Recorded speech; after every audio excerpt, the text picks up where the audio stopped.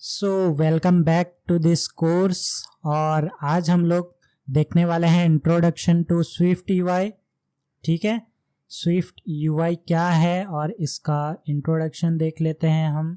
तो इंट्रोडक्शन से स्टार्ट करेंगे। अगर आप बिगिनर हो इस कोर्स के लिए तो भी आपको टेंशन लेने की ज़रूरत नहीं है। अगर आप प्रोग्रामिंग पहली बार कर रहे हो तो भी कोई टेंशन लेने की ज़रूरत नहीं है।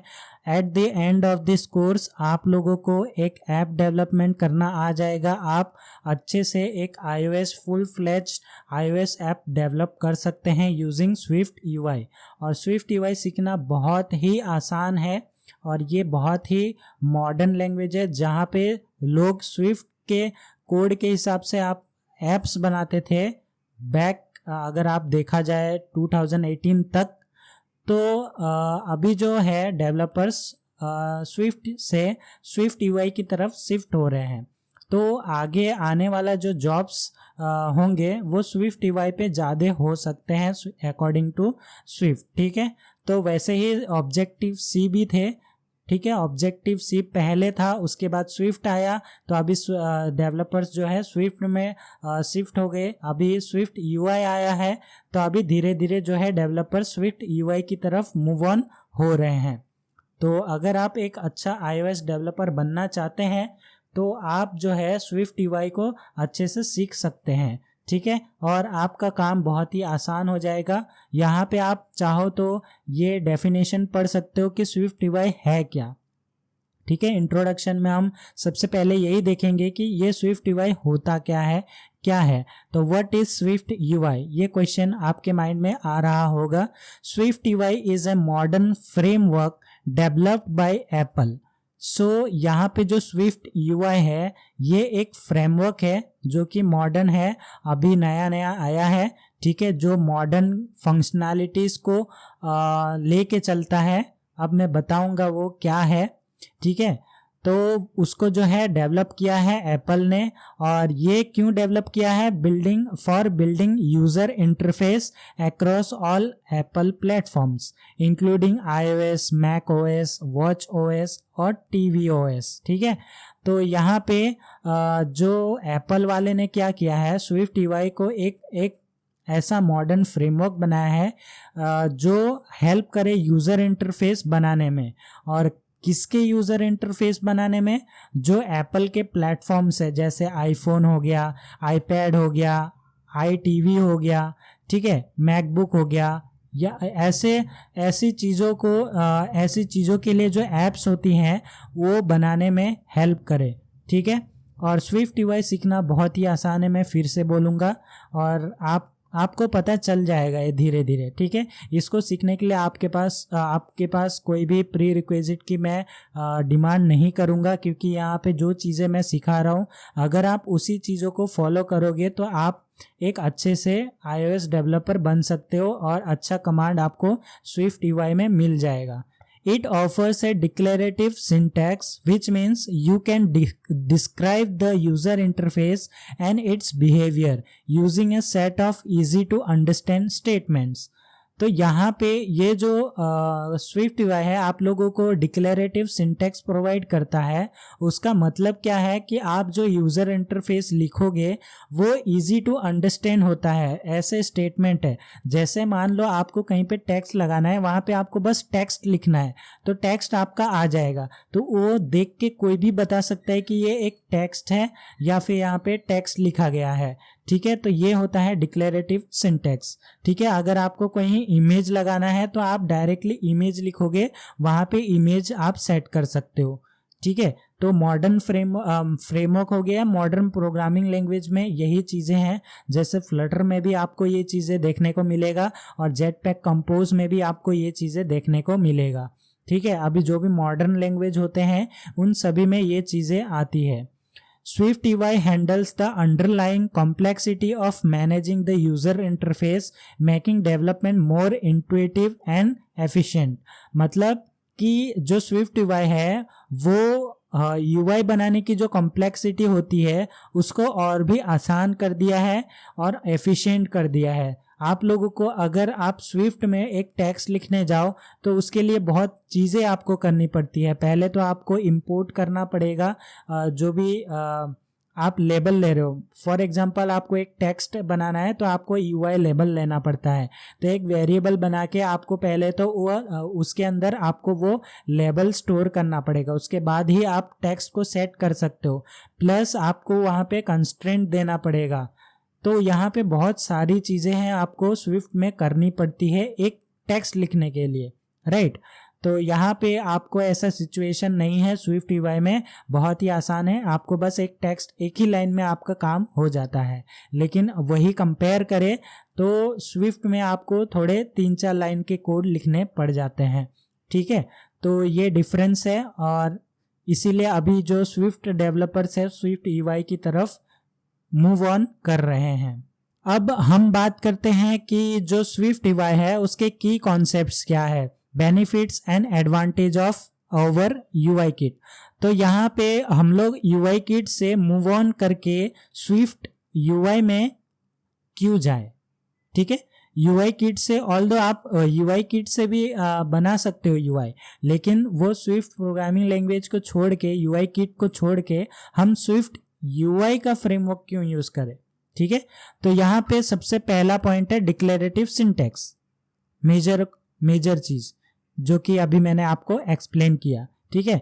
In Swift UI you declare what your user interface should look like and how it should behave rather than specifying step-by-step instruction. This leads to more concise and readable code. जैसे कि मैंने आपको बताया था कि डिक्लेरेटिव सिंटैक्स का मतलब क्या है। अभी मान लो यूआई किट के थ्रू आप करने जाओ तो आपको एक वेरिएबल बनाना पड़ेगा, let variable name equals to UI label. उसके बाद आपको variable name dot text equal to आपको टेक्स्ट देना पड़ेगा। तो वो आपको स्टेप बाय स्टेप एक एक चीज़ लिखनी पड़ेगी, प्लस आपको कंस्ट्रेंट देना पड़ेगा, तब जाके आप सेट कर सकते हो, आपका यूआई लेबल स्क्रीन पे दिखेगा। लेकिन स्विफ्ट यूआई में ये चीज़ नहीं है, आपको बस टेक्स्ट लिखना है। और टेक्स्ट क्या लिखना है आपको, वो डबल कोट के अंदर लिखना है। वो अभी हम लोग देखेंगे आगे के वीडियोस में, तब आपको पता चल जाएगा कि स्विफ्ट यूआई कितना आसान है as compare to UI kit. दूसरा पॉइंट है व्यूज एंड मॉडिफायर्स।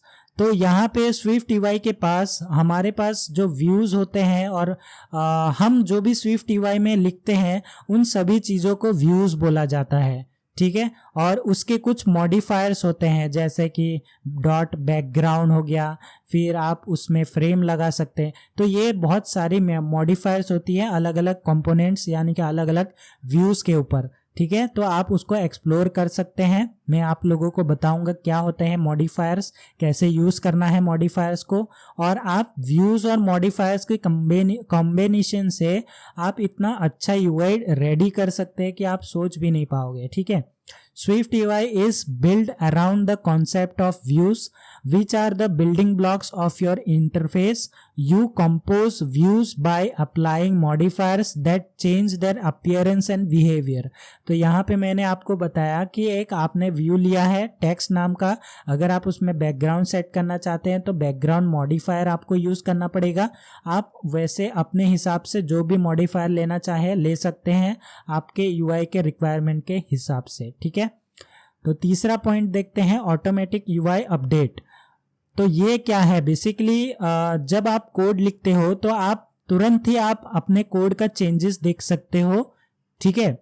तो ये चीज़ अवेलेबल है स्विफ्ट यूआई में, आपको बार बार रन करने की ज़रूरत नहीं है। जैसे यूआई किट में आप बनाते हो तो आप या तो फिजिकल डिवाइस में या तो एमुलेटर में आप उसको रन करके देखना पड़ता है। आपको हमेशा कुछ चेंजेस किया उसके बाद आपको रन करना पड़ता है, फिर देखना पड़ता है कि आपके जो चेंजेस है वो कैसे दिख रहे हैं। लेकिन स्विफ्ट यूआई में ऐसा नहीं है, आप बाजू में ही देख पाओगे आपने जो भी चेंजेस किया है वो आप तुरंत रिफ्लेक्ट होके वहाँ पे ऑटोमेटिक यूआई अपडेट हो जाता है।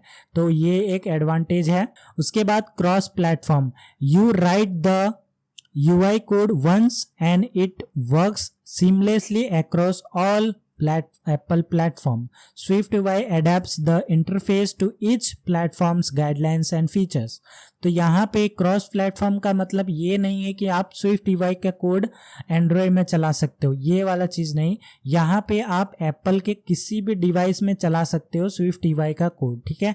आपने SwiftUI में कोड लिखा, वो आप चाहो तो आईफोन में चलाओ, आईपैड में चलाओ, मैक ओएस में चलाओ, तो कहीं पे भी चला सकते हो, कोई मैटर नहीं करता है, लेकिन वो अपने अपने फीचर के हिसाब से काम करेगा। लाइक अभी मान लेते हैं टेक्स्ट है, टेक्स्ट में आपने बैकग्राउंड सेट किया, राइट, और बैकग्राउंड के बाद आपने एक फ्रेम मॉडिफायर सेट किया जिसका हाइट फिक्स हो गया, आपने फिक्स दिया है, विड्थ फिक्स दिया है। लेकिन कोई ऐसा हो सकता है कि मैक में आपका वो हाइट ना ले या फिर विड्थ ना ले, ठीक है, तो उस केस में आपका यूआई में थोड़ा प्रॉब्लम आ सकता है। बाकी आपका जो है कोड चल जाएगा ऑलमोस्ट, ठीक है, आपको प्रॉब्लम नहीं आएगा। बेसिकली वो दिखेगा नहीं, अच्छे से नहीं दिखेगा, ठीक है। वो एक आपने मोबाइल डिवाइस के हिसाब से अगर सेट किया है तो वैसा ही आपको मैकबुक में भी देखने को मिलेगा या फिर एप्पल में, सॉरी आईपैड में, ठीक है। उसके बाद आपके पास प्रीव्यू, तो एज यहाँ पे आपने देखा है यूआई ऑटोमेटिक यूआई अपडेट होता है, तो वही चीज़ आप प्रीव्यू के दौरान देखते हो, ठीक है। ये प्रीव्यू SwiftUI में प्रोवाइड किया गया है ताकि आप प्रीव्यू देख पाए, अपने कोड का जो चेंजेस हुआ है वो चेंज आप देख पाए लाइव, ठीक है। तो यहाँ पे लाइव तो नहीं बोलूँगा, आपने चेंजेस कर दिया उसके बाद आप देख पाओगे थोड़ी देर बाद, लाइक कुछ सेकेंड्स बाद, ठीक है, वो रिफ्लेक्ट हो जाता है लोड होने के बाद। ओके, तो आज का वीडियो इतना ही देखते हैं हम, और नेक्स्ट वीडियो में हम आगे कंटिन्यू करेंगे।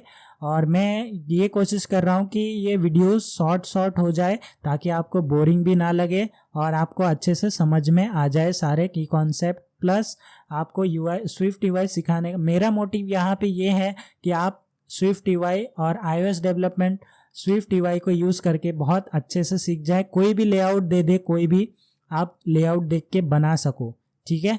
तो हम लोग ये ट्राई करेंगे, कोई भी लेआउट रैंडमली उठाएंगे, उसके बाद उसको हम लोग बनाने की कोशिश करेंगे। आपको वो आइडिया हो जाएगा कि कोई भी लेआउट को कैसे SwiftUI में बनाया जाता है। तो मैं मिलता हूँ आप लोग को नेक्स्ट वीडियो में नेक्स्ट टॉपिक के साथ। तब तक के लिए take care, always keep learning.